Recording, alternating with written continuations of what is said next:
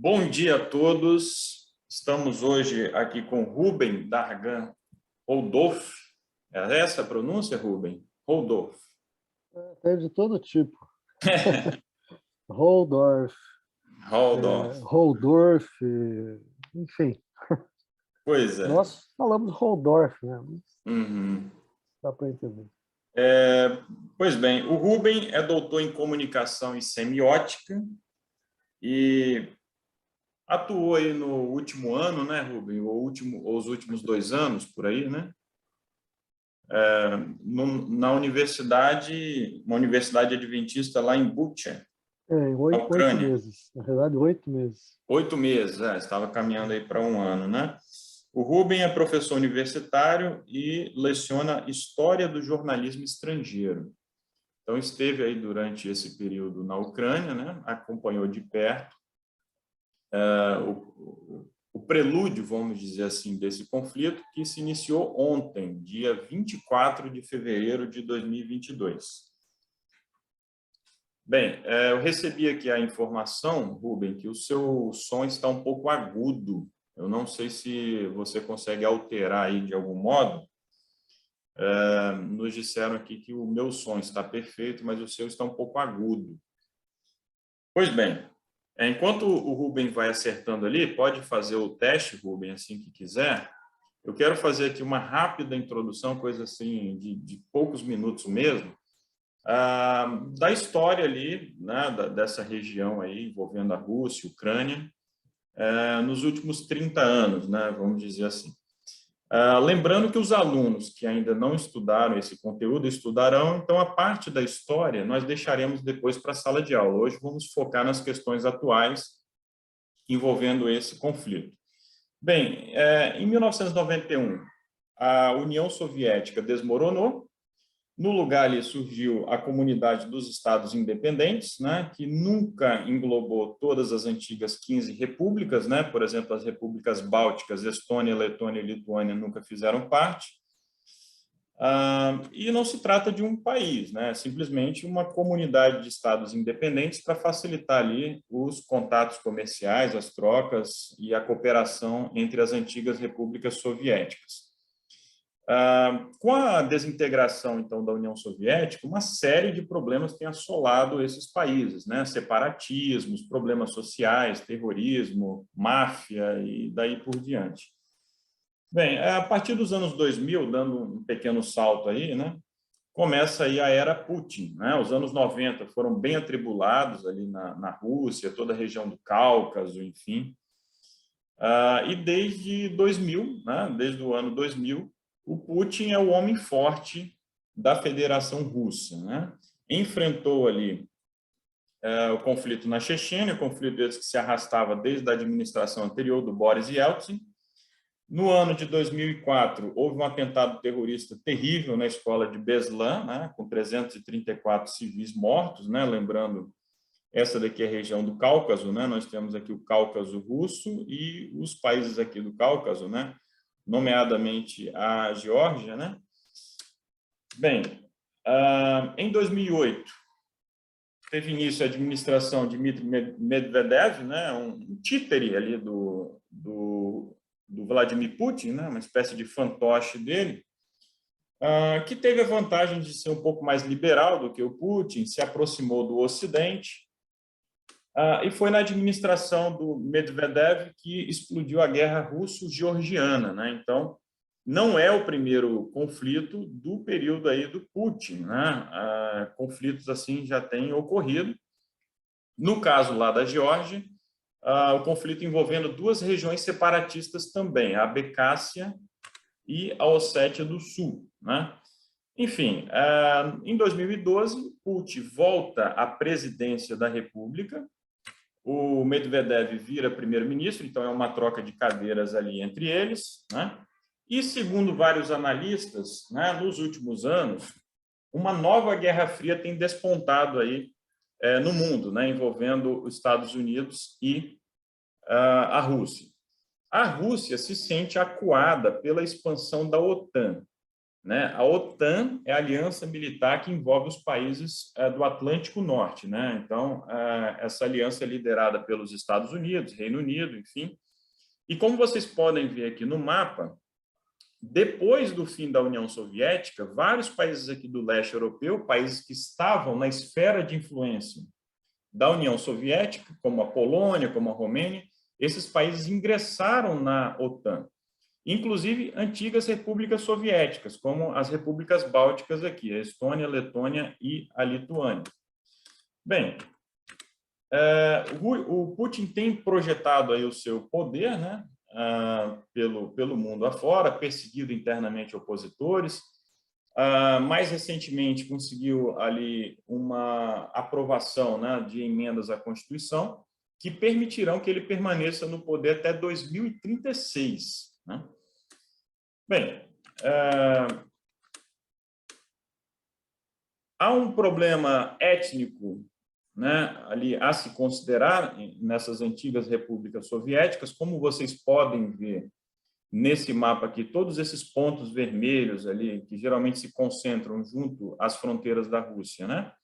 Ou seja, o norte do Cazaquistão, o leste da Ucrânia, regiões aqui das repúblicas bálticas, né, possuem concentrações significativas de russos étnicos, né? Então, existem várias dessas regiões em que as pessoas falam apenas o russo, inclusive. O Rubem vai poder comentar isso daqui a pouco, né?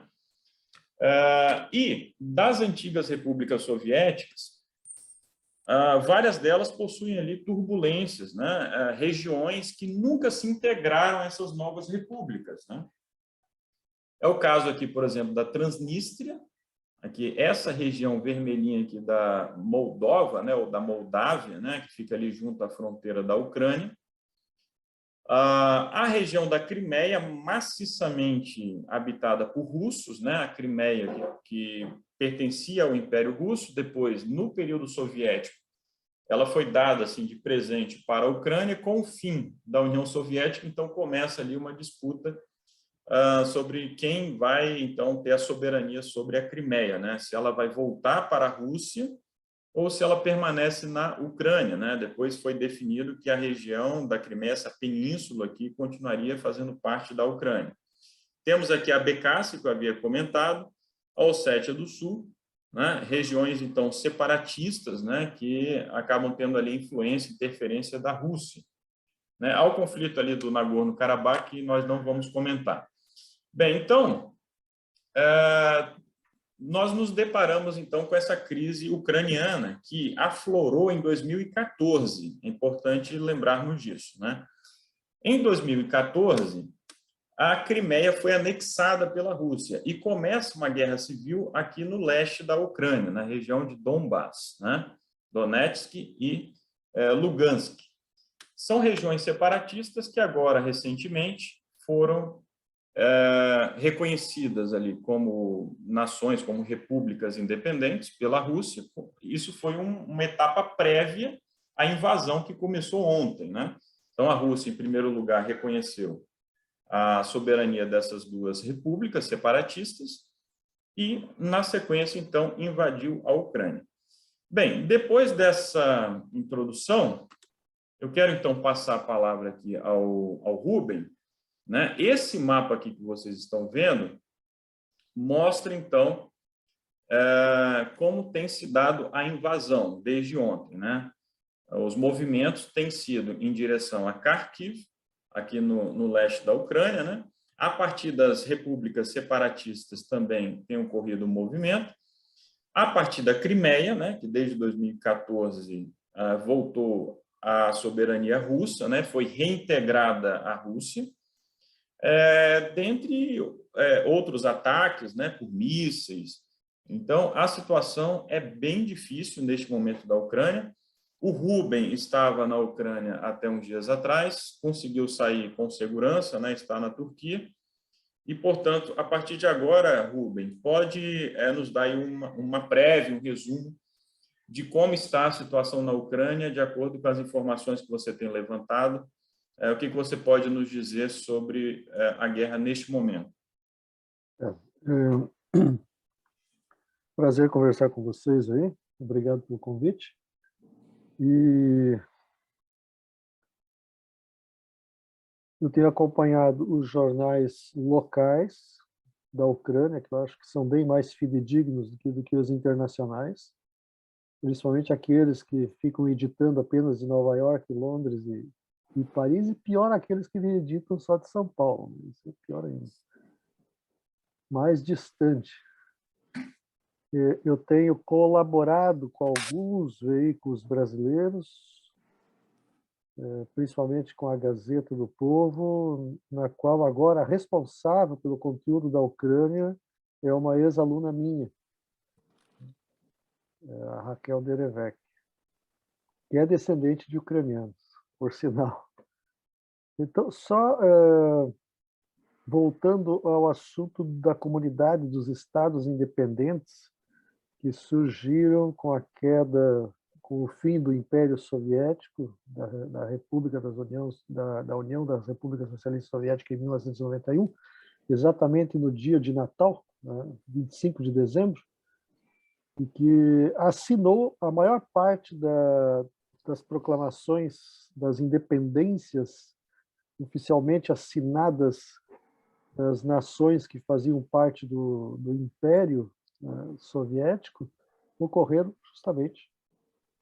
justamente no 25 de dezembro de 91, inclusive da Ucrânia.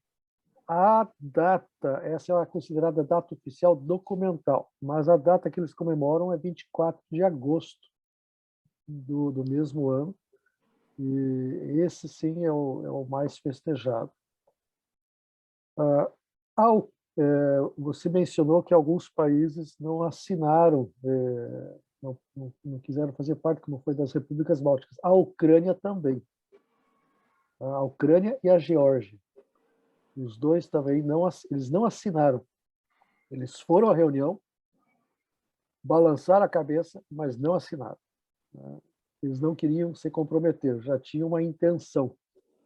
Apesar de que ficaram 9 anos ainda vivendo no Estado comunista. Um comunismo mais light, né? Estilo já o Gorbachev, né? A influência do Gorbachev. Então, somente a partir de 2000 é que a Ucrânia começa a se livrar das amarras do comunismo, da burocracia. Só que a partir de 98, 99, no segundo governo de Leonid Kuchma, que foi um dos mais corruptos dos presidentes ucranianos, ele loteou o país. Ele dividiu o país por lotes, por negócios. Então, deu para umas minas, deu para outro gás, petróleo, titânio, outros minérios, transportes, telefonia, telecomunicações, o que mais? A internet, transportes, comércio, certos comércios, e até confeitaria, acredito, até confeitaria. E um deles chegou a ter 1.750 postos de gasolina. Recebeu de presente nesse loteamento. E esses camaradas acabaram... Rubem, qual foi o período que ele governou? Só para a gente ter uma... 95 a 2000. Ok. A partir desse governo, então, começaram a surgir os primeiros bilionários da Ucrânia, que eles chamam de oligarcas. São pessoas que tinham uma influência poderosa financeira, mas também política, porque eram ex-políticos que receberam esses favores dentro do parlamento, do presidente de então, o Leonid Kuchma.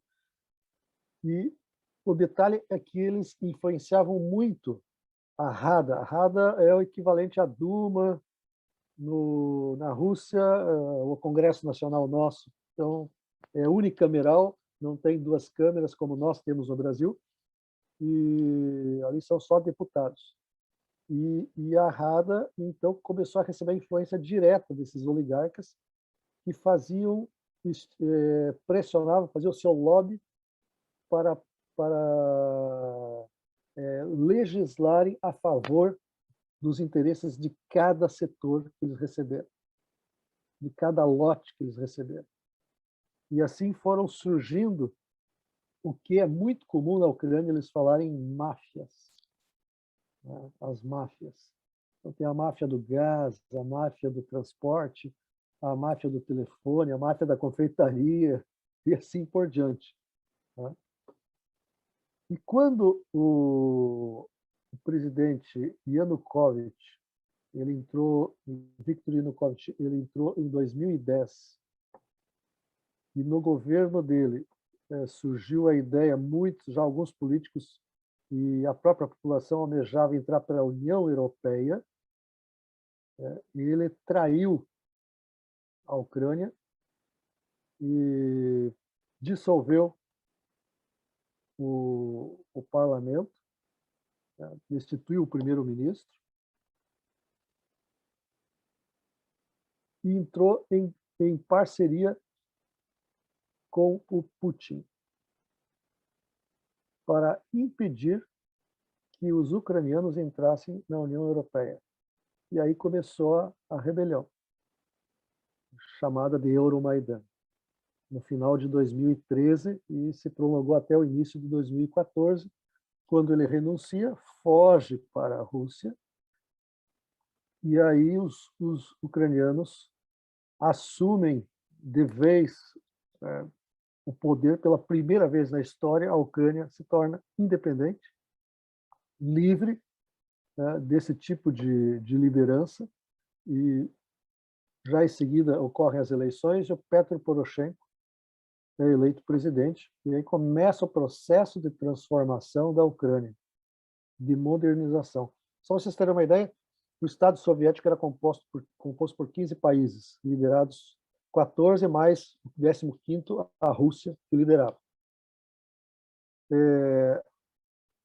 Nos anos 80, a Ucrânia já era, de sobra, a nação mais que tinha a melhor estrutura dentro da União Soviética, nos anos 80.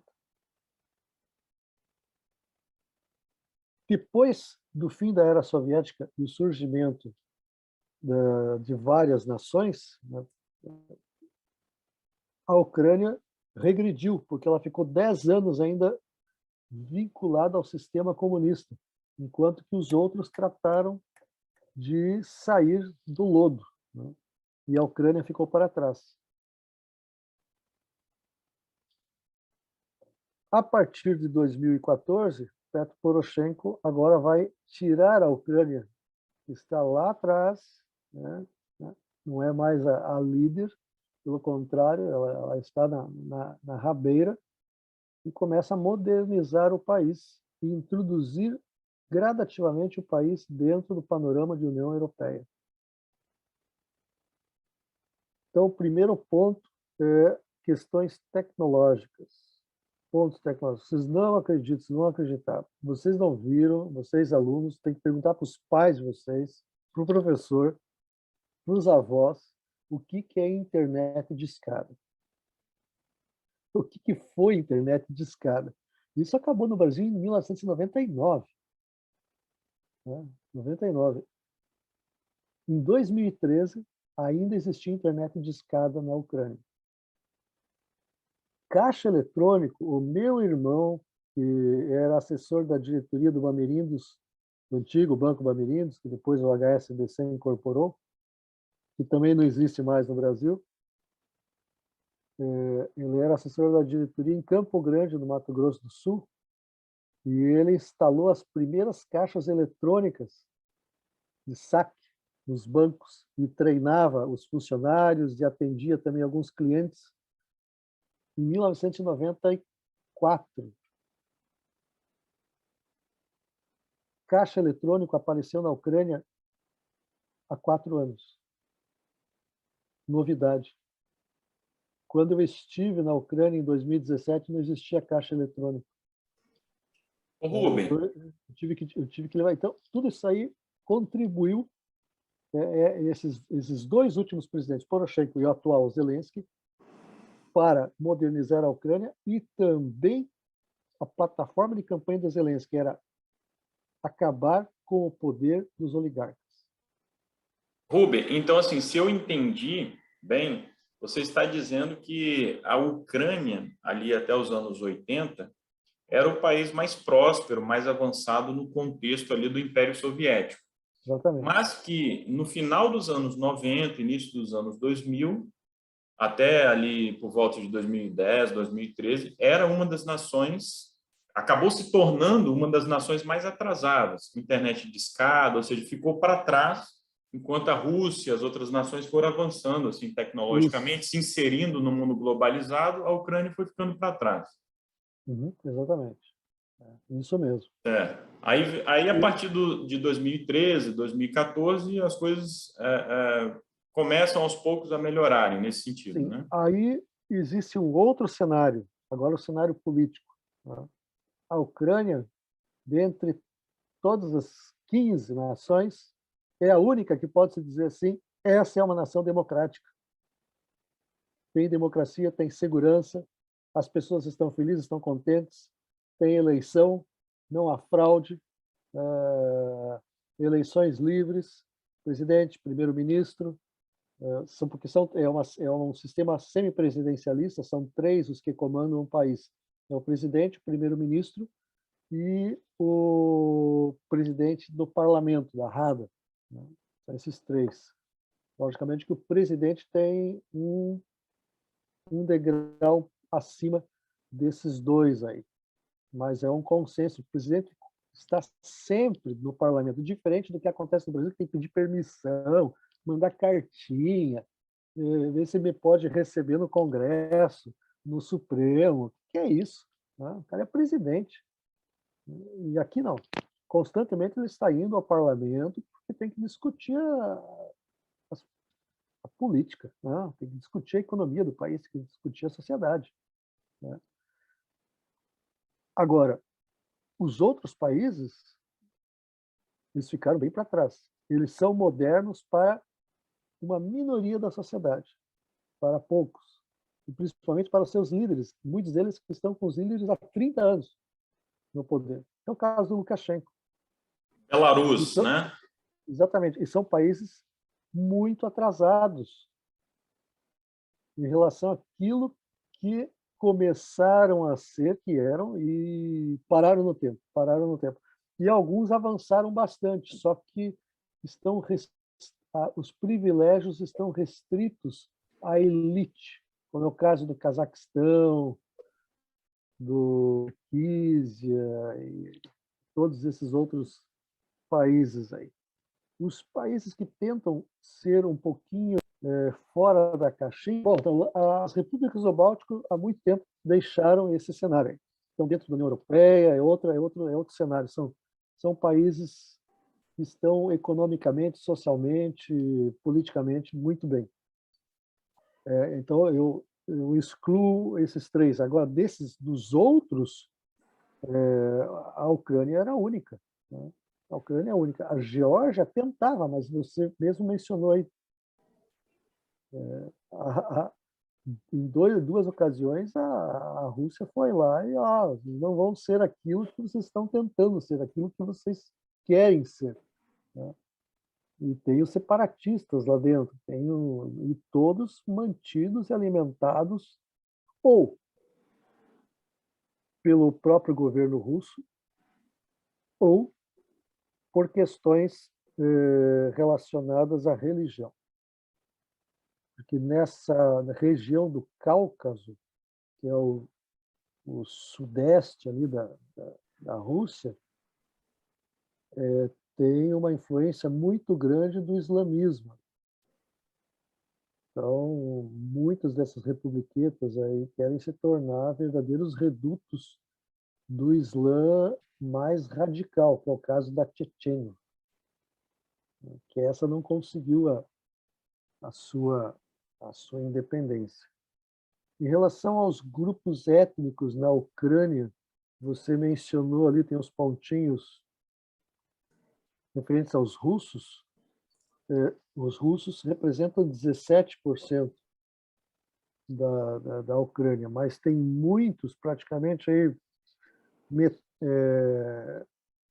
quase a metade da população fala somente russo, por causa da influência do tempo da União Soviética. Então, o russo era oficial, o ucraniano era proibido, não era permitido se falar ucraniano, tanto que muito da cultura ucraniana se perdeu. E quem resgatou, por exemplo, a pintura daqueles ovos de Páscoa chamado pesanka, que faz parte da cultura ucraniana, essa geração, a geração, passa os pais dos atuais jovens, eles desconheciam essa cultura da pesanka, eles tinham ouvido falar dos seus avós, bisavós. E como isso foi proibido na União Soviética, mas os que saíram, que imigraram na grande diáspora do final do século XIX para o Brasil, para os Estados Unidos e Canadá e Argentina, conservaram essa cultura, principalmente no Brasil. Numa cidade referencial aí no estado do Paraná, chamada Prudentópolis, uma cidade de predominância imigração ucraniana, né? Então, eles acabaram levando de volta. Quando a Ucrânia proclamou a independência, os brasileiros, descendentes de ucranianos do Paraná, levaram,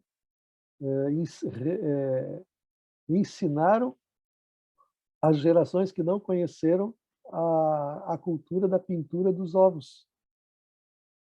Então, o Brasil que resgatou essa cultura na Ucrânia. E hoje já está bem disseminado, né? Principalmente na parte oeste do país. Você falou também ali da Transnistria. Eu queria fazer um comentário. O que é essa Transnistria? É uma minhoquinha ali, parece uma lombriga, né? Entre a Moldávia, propriamente dita, e a fronteira espremida ali com a Ucrânia. Esse local aí, na realidade, é a terra de ninguém, ou a terra de um homem só.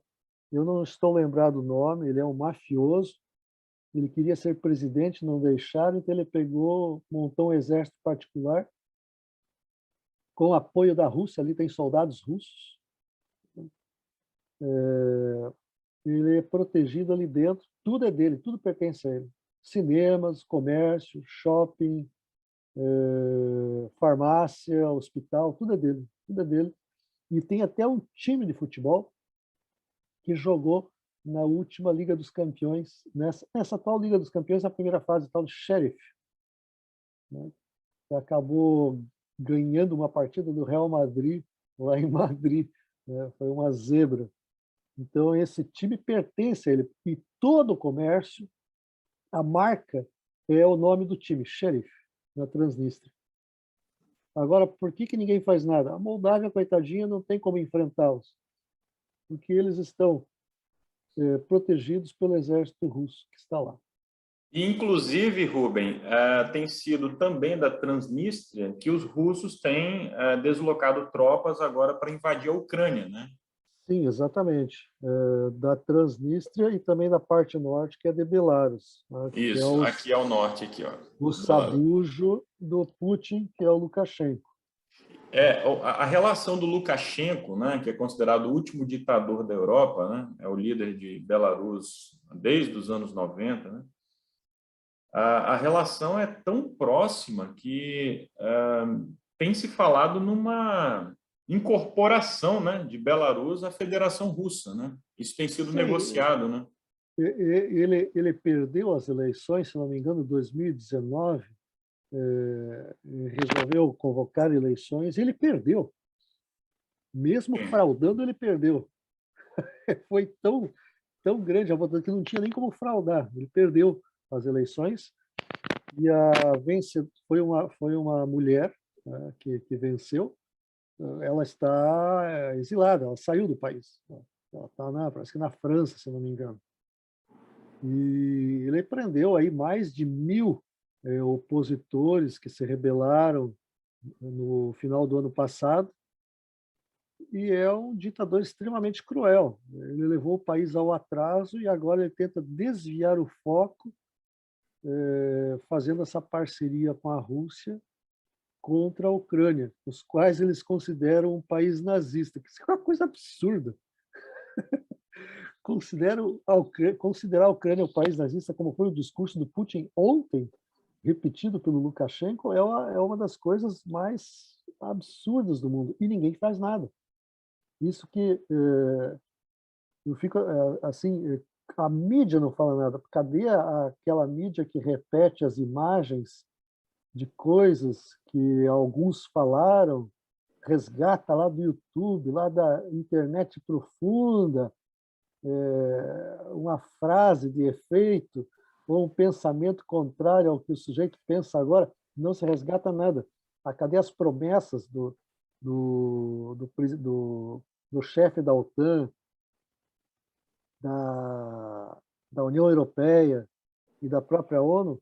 Nós vamos colocar soldados lá para defender a Ucrânia. Não colocar nada. Vocês não fazem parte da Ucrânia, não fazem parte da, da OTAN, nem da União Europeia.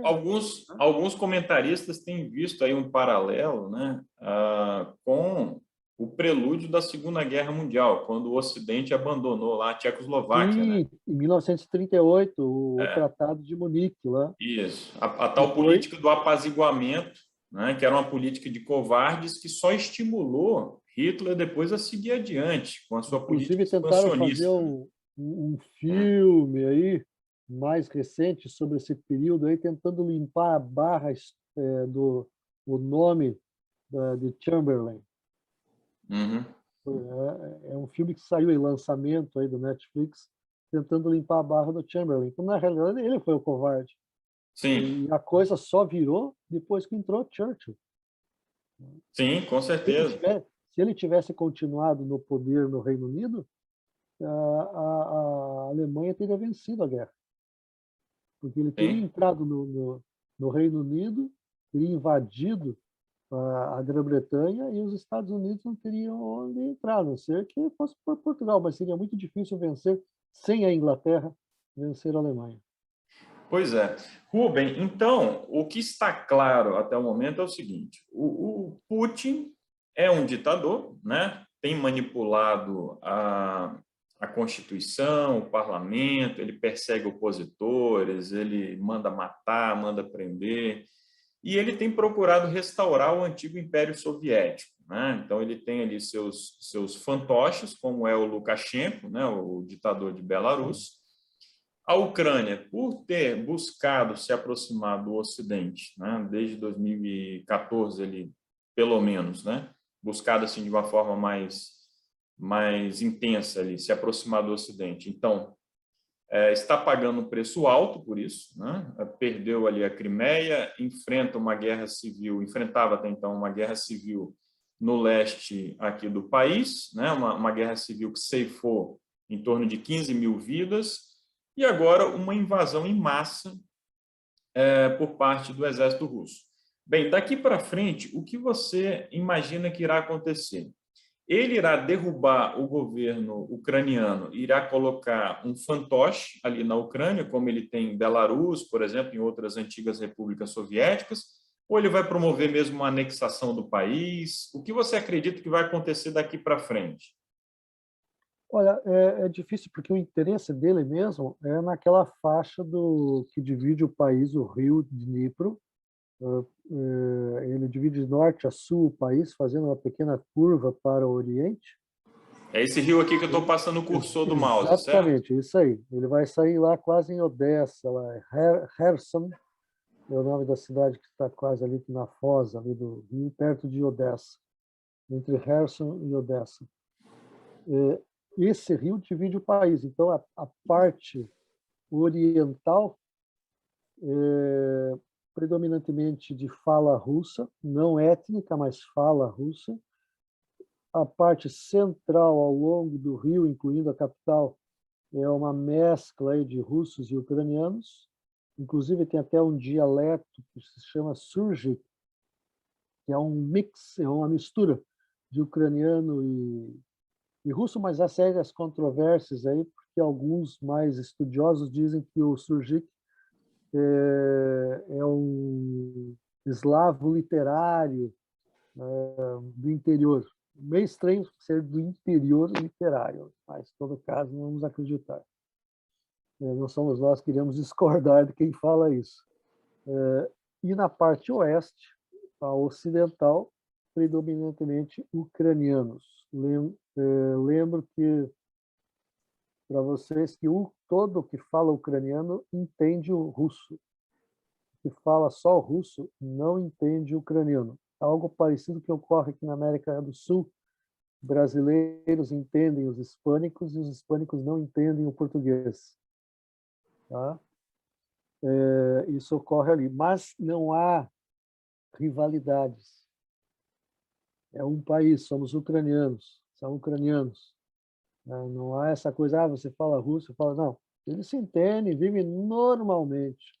Normalmente. Quem criou esse cenário foram alguns extremistas, né, que proclamaram aí, tentaram aí reivindicar a independência de dois territórios lá, que formam uma região chamada Donbass.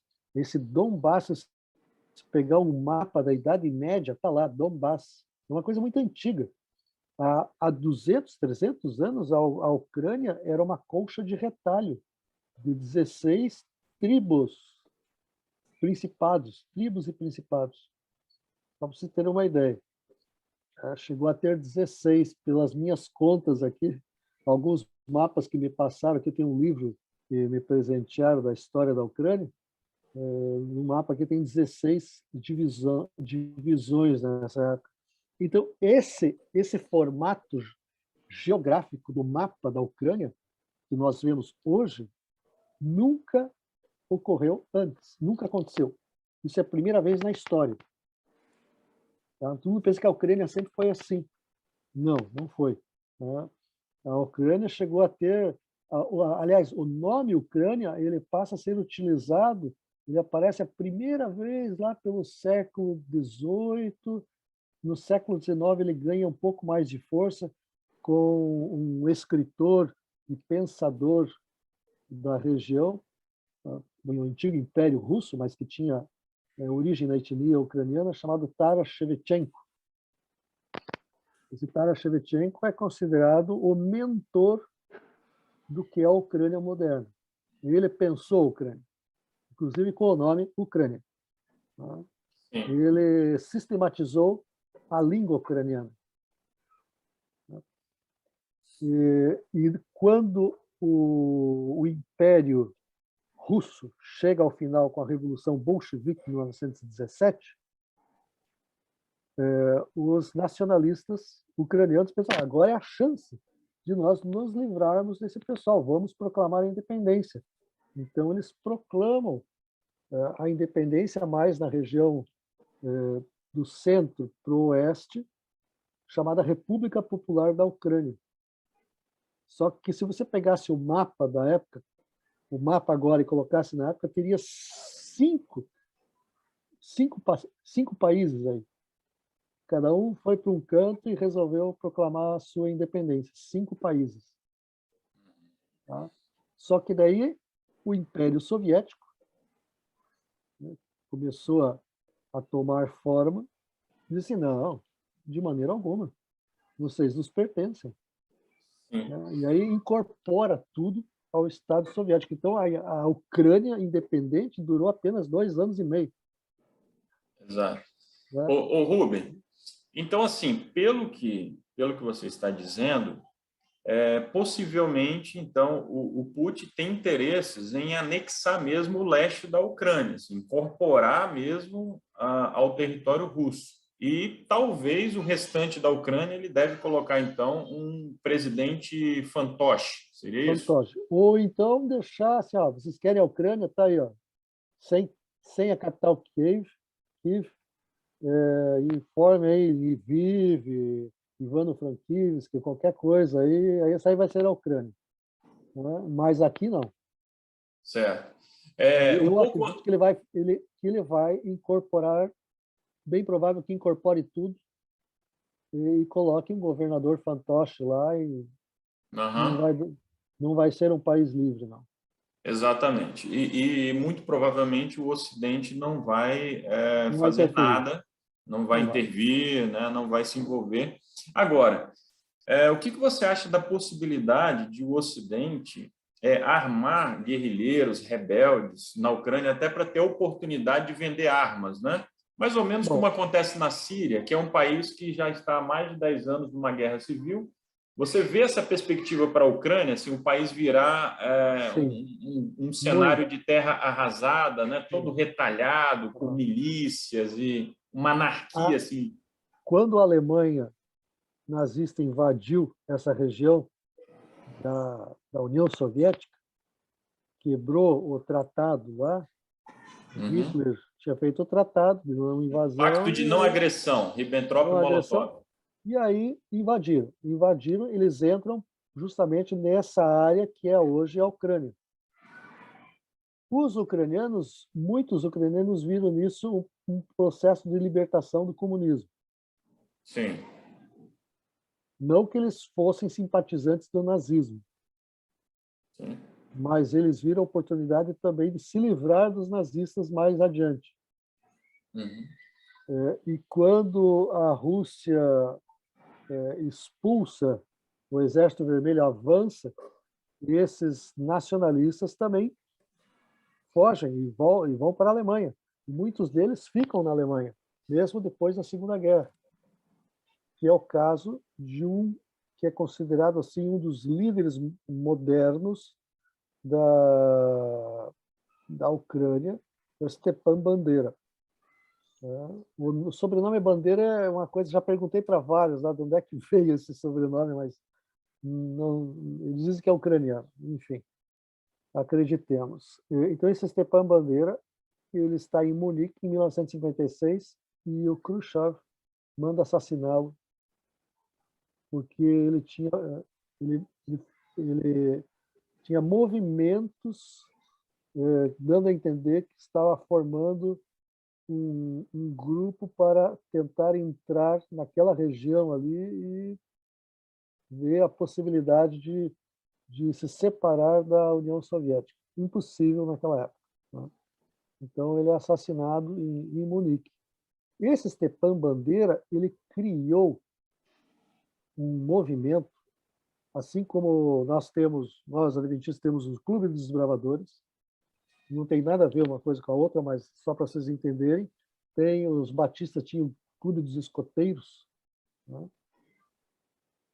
Ele criou um movimento chamado Plastovei. Eu não sei, eu não me lembro mais o nome, tem as fotografias lá, porque ficava bem pertinho de casa, era o Centro Nacional de Treinamento, o Plastovei. Inclusive o significado agora não tô lembrado. Ele criou esse movimento de treinamento de crianças no formato de escoteiros e também adultos para guerrilhas. Só que isso acabou virando uma cultura e hoje é uma coisa assim mais cultural, acampamento e tal. Só que pouco antes de nós sairmos da Ucrânia, nós estávamos passando em frente a esse local e havia muita movimentação e nós vimos americanos ali dando instrução. Não era para qualquer coisa, não era para brincadeira, para acampamento, com certeza, né?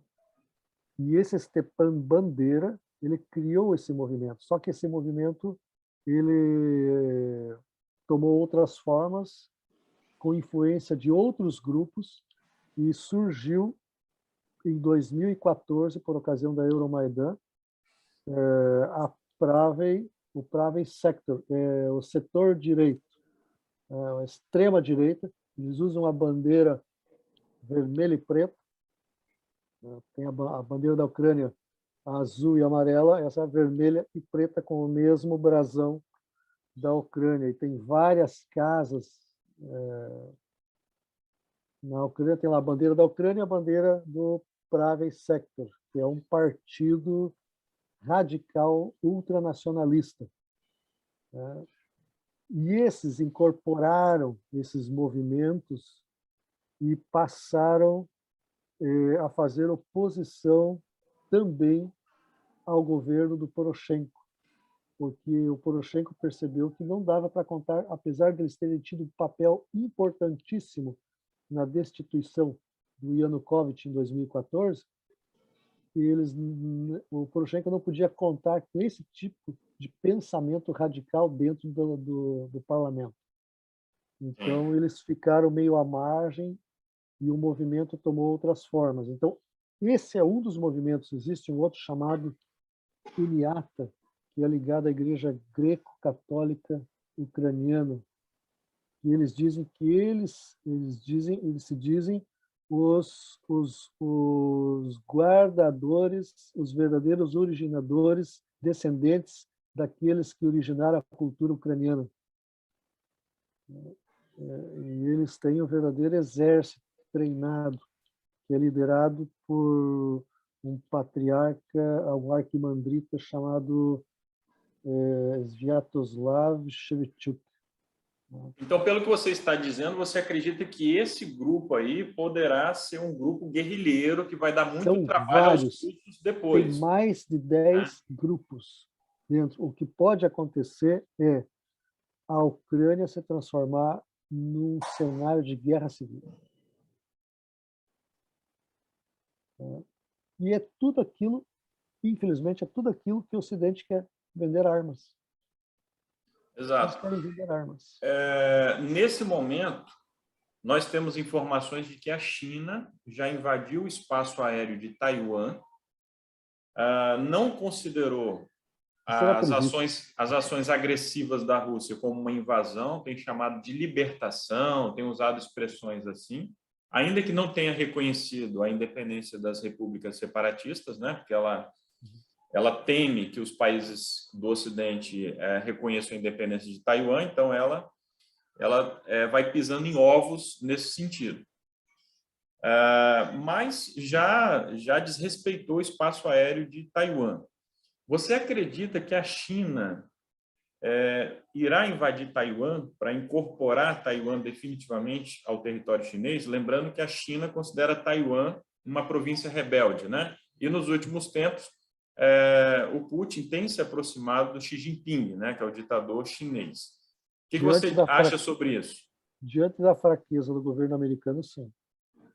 Sim. Se o governo americano fosse um governo mais forte, eu acredito que não. Porque... Então é só uma questão de tempo para a China invadir Taiwan também, né? Exatamente. E agora uma coisa para entenderem um ponto aqui, eu mencionei questões religiosas aqui, né, também. A Ucrânia, então, eu falei para vocês que tem é um sistema semipresidencialista com 3 líderes. A Rússia são 5. Tá? É o Putin, o primeiro-ministro, né, o Medvedev, o chefe do Estado-Maior das Forças Armadas, o chefe da Duma e o arquimandrita da Igreja Ortodoxa Russa. Em 2019, houve um rompimento da Igreja Ortodoxa ucraniana e russa. E a Rússia reclama o direito de ter cave dentro do seu espaço, porque é ali que se originou a Igreja Ortodoxa Eslava. Então, a parte desse apoio para a invasão vem da Igreja Ortodoxa Russa. É difícil acreditar numa coisa dessa, né? Mas isso aí, a gente vendo a história, sabe muito bem que isso é possível, muito possível. E algumas cenas que eu vi quando estava ainda na Ucrânia, da TV ucraniana, mostrando algumas imagens também de Moscou, em que alguns líderes religiosos da Igreja Ortodoxa dando a bênção final para os soldados que estavam se dirigindo à fronteira com a Ucrânia. Então, eles estão influenciando, estão incentivando, porque eles querem recuperar o seu patrimônio original, onde começou tudo, que é o monastério de Pekarsky. O, o Putin, o Fica em Putin Kiev. fez um discurso anteontem, por aí, e ele começa o discurso falando que a Ucrânia faz parte do espaço espiritual da Rússia. Ele usou Exatamente, isso mesmo. essa expressão, Exatamente, exatamente. né? É isso mesmo. Então, tem Exatamente. tudo a ver com o que você está dizendo. Rubem, o nosso tempo aqui está chegando ao fim, né? No colégio é tudo assim muito corrido, né? Nós temos a rotina. Mas para a gente ir finalizando, tem uma questão interessante que é a seguinte: o Vladimir Putin goza de grande popularidade na Rússia, apesar da sua política agressiva, apesar, né, de perseguir opositores. Ele tem se mantido no poder também porque ele é visto como um homem forte, né? Ele cuida muito do seu marketing pessoal, enfim. E, bem ou mal, ele estabilizou a Rússia, que era um país que vivia um caos ali nos anos 90 com o Sim, Boris Yeltsin. exatamente. A questão que eu te coloco é o seguinte: a partir do momento, então, que ele inicia essa aventura militar, essa guerra, que com certeza já está representando um custo alto, né, para a Rússia, que é um país que não tem uma economia das mais sólidas, das mais prósperas, né? Você acha que esse apoio popular poderá diminuir eventualmente, uma pressão interna da população mesmo, a partir do momento em que as baixas forem acontecendo também?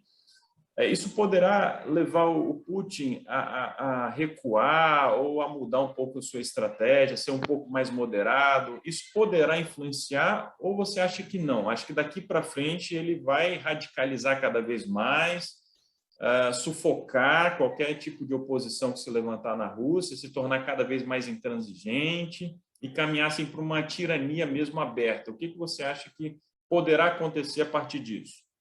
Ele já tem oposição dentro do país. Não são esses manifestantes aí, é uma coisa assim muito superficial, é uma vontade assim meio popular de alguns grupos, né? Ele tem uma oposição muito forte. Não é o que está na cadeia, que não estou lembrado do nome, é Navalny, acho que é Navalny que é o nome dele, Navalny. né? Ele tem uma oposição dentro das Forças Armadas. Eis o perigo, né? Porque esses opositores, eles são saudosistas do Império Soviético, mais radical ainda. Então, olha só, ele fez uma jogada que, se ele tivesse recuado agora, perderia. Então, agora ele foi para tudo ou nada. Se ele não vencer, ou se ele voltar para casa com prejuízos, com certeza essa oposição vai falar cada vez mais alto dentro das Forças Armadas. Não vai admitir qualquer falha dele numa guerra. Então, é bem provável que ele tenha de assumir uma outra postura cada vez mais tirânica, cada vez mais forte.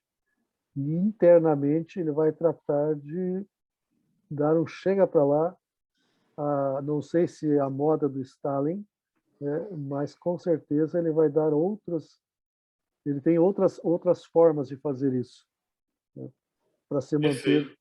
no poder. Uma coisa que é importante as pessoas saberem, esse discurso dele, de que esse território foi nosso no passado, fazia parte do império e tal, isso é um discurso falacioso, gente. Se for pensar assim, então nós também temos que anexar o Uruguai, a Guiana Francesa, ou então os holandeses vão reivindicar o Nordeste, e a Espanha vai reivindicar a Holanda também, e assim por diante. Ou então a região onde eu estou aqui, a Itália vai reivindicar, porque fazia parte do Império Romano. Não tem sentido isso.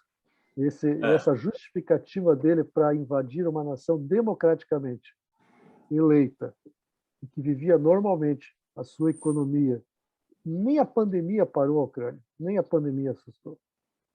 A Ucrânia vivia, assim, esses meses que nós passamos lá foram fantásticos, né? Porque a gente vivia livre, né? Tranquilo, tomando cuidado com certas coisas, mas era uma vida tranquila, né?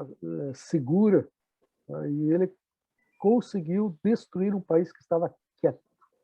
Certo.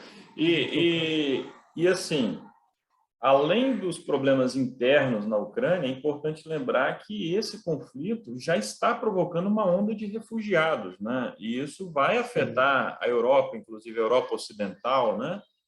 Porque essas pessoas vão buscar refúgio e tudo indica que o conflito não vai acabar rápido, né? Por causa desses grupos guerrilheiros que você mencionou. Então, nós temos visto isso na Guerra Civil na Síria e em outros conflitos. Então, não dá para prever o nível de instabilidade que isso poderá provocar no mundo. Aqui no Brasil, o que se fala, por enquanto, é o preço do pão, do petróleo, né? Mas quando a gente pensa ali Mas na qualquer Europa, coisa. né? O tsunami que deu lá na ilha de Tonga lá já fez aumentar no Brasil os preços, não sei o que. Cara, no Brasil eles se aproveitam de qualquer coisa para aumentar preço. É uma coisa impressionante. Aí lembra Rui Barbosa, tenho vergonha de mim mesmo. Não é possível isso. Nosso país, infelizmente, eu não gostaria de falar isso, mas tem que reconhecer que é um país psicopata. A liderança é psicopata. Ela adora colocar em prática o seu DNA escravagista. Pois é. E assim, para finalizar mesmo, a Igreja Adventista na Ucrânia, sem dúvida, está a ser muito afetada. É a maior Foi. comunidade adventista da Europa, né? Não, é a segunda maior, a A Romênia segunda não. maior, né? Segunda maior. Então, as estruturas da igreja, instituições, Sim, enfim. Hope Channel, isso aí, eu até tenho a curiosidade de ver, porque a Hope Channel, parte dela fica no campus, e o campus foi fechado, onde foi lacrado, e o pessoal foi embora, não tem mais como ficar lá. Né? A ADRA tem uma atuação forte na Ucrânia, Rubem? Não, não. Não, né? A ADRA, que atende a região, provavelmente vão esperar baixar um pouquinho a poeira para ver se atende, ela está com sede na República Tcheca, na Tchequia. Né? Tchequia. Uhum. É dali que a ADRA atenderia, né? Toda essa Uhum. região. Muito bem. Rubem, muito obrigado pela sua disponibilidade, pelo tempo que passamos aqui, pelos Foi um prazer. apontamentos, né? Você tem, por acaso, Instagram, que as pessoas podem te acompanhar e recebendo aí... Chama-se Sangue Ucraniano. Só que nós não colocamos mais imagens lá, desde que Uhum. nós... Só coloquei uma agora para explicar que está tudo bem. Então, Sim. mas podem ver o material anterior, bem interessante. Dá para soletrar para as pessoas? Sangue Ucraniano. É só digitar Sangue Ucraniano, você acha. Ok. Tá? Sangue Ucraniano. Sangue Sangue underline ucraniano, é só ucraniano. isso mesmo. Uhum. Sangue underline ucraniano. Ok, perfeito. Rubem, então, muito obrigado, que Deus te abençoe, né? Vamos orar pelo povo ucraniano, né? Nós sabemos que são sinais que apontam para o fim também. Tudo de bom para a sua família, né? Para vocês Continue também. mandando notícias para nós e realmente aí, muito obrigado. Em nome do Colégio Adventista de Vitória, nós agradecemos aí profundamente. Tá, foi um prazer. Um abraço aí para vocês. Abraço. Até mais.